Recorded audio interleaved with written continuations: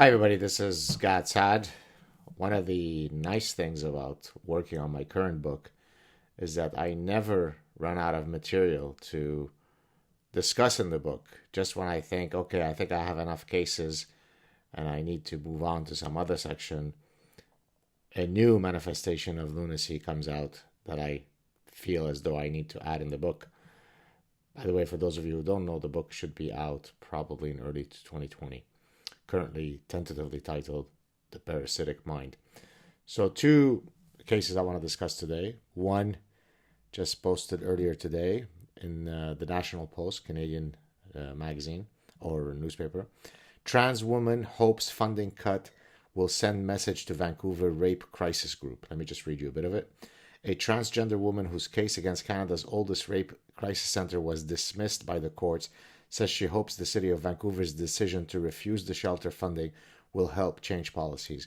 So there's a rape center in Vancouver.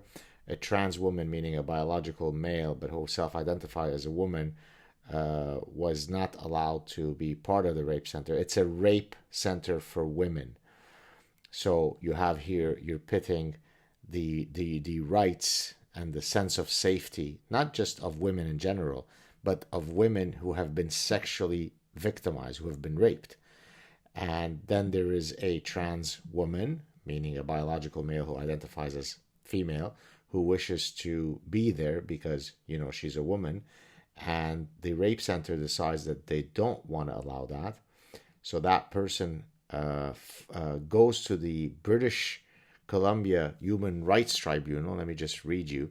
Nixon's complaint was upheld by the British Columbia Human Rights Tribunal with a $7,500 reward from rape relief. So, but the BC Supreme Court found discrimination had not occurred. So, it went to the Human Rights Tribunal, and the trans woman was awarded a $7,500 settlement. And then, let me just read. The city of Vancouver announced last week that starting next year, it will no longer provide rape relief, the center, with the nearly $34,000 annual grant, saying the charitable group does not meet its trans equality and inclusion criteria adopted in 2016.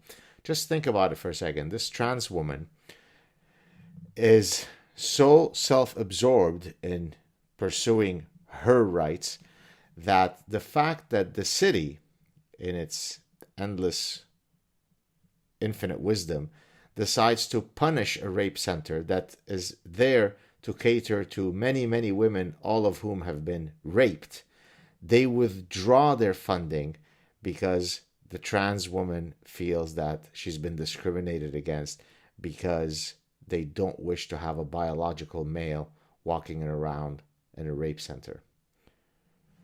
That's story one. Let's go on to story two. All right, here we go. This is in the Spectator, a British newspaper.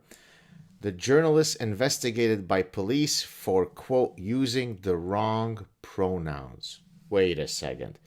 This doesn't seem to make sense because I know that when I appeared in front of the Canadian Senate to offer my very sober and scientific testimony, some of the liberal and ultra-progressive senators laughed and scoffed in a grotesque theater of the absurd at my slippery slope argument. But every single word that I said is slowly coming to fruition.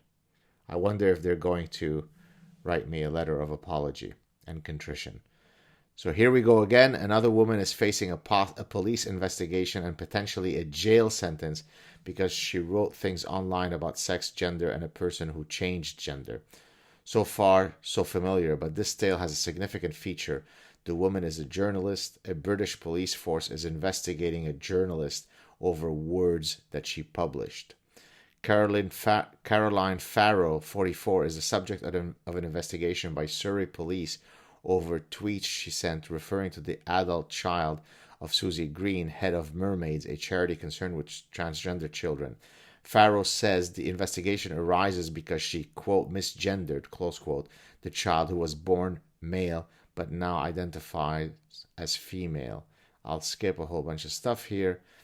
Farrow said, I'm being interviewed under caution by the police for misgendering Susie Green's daughter. It's all rather Orwellian and rather scary. The thing is, I can't even remember what I said. My tweets automatically delete after 2 weeks, so they are investigating me for tweets which have been deleted, but which caused offense to Susie Green. And then Surrey police confirmed that investigation is indeed underway and has been for some time. I just read you a couple of snippets. So in the one case, we have a trans woman, meaning a biological male, who self-identifies as female, filing a complaint with the British Columbia Human Rights Tribunal and then getting $7,500 reward and then getting the city to remove its funding of toward a rape center that's meant to help many, many women who've suffered rape, because this person felt that her personhood was damaged by these disgusting transphobic rape victims not wanting a biological male in their midst. So that's one. Two, a journalist in Britain is being investigated by the police for misgendering a trans person.